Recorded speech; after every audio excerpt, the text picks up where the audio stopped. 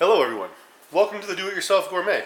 Today we're going to be taking granulated sugar to the tune of 7.1 ounces, aka 200 grams, or about 3/4 of a cup.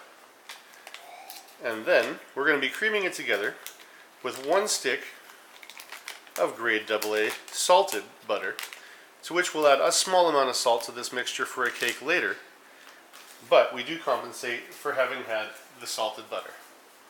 Now, once the sugar and the butter make contact, for household purposes, I like to use a fork. It's kind of the closest thing to a pastry dough blender that you can find without having to get a giant pastry dough blender all dirty right off the bat.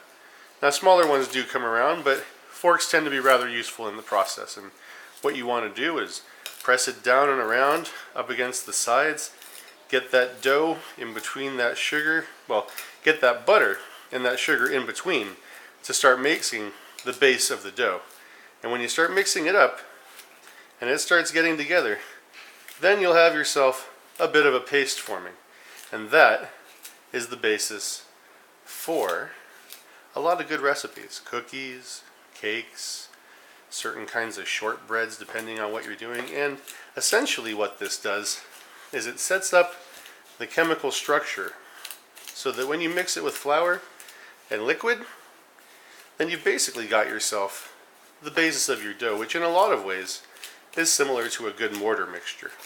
And that's what you want to do, is make sure that the fat and the glucose, that being the butter and the sugar, are well combined so that when they get heated and are already mixed with the flour, and the flour, now that's the starch and the carbohydrate, what that does is helps harden this stuff. Because you'll get the glucose and the carbohydrate working together with the fat, and that'll form the chain that basically makes the structure. You use a little bit of baking powder, baking soda for rising, depending on what you're doing. But in the creaming process, you're setting up the reaction. It's a scientific, experiment as of sorts. Lots of stuff in the kitchen is. But when you get it creamed together, you will have yourself a good working base.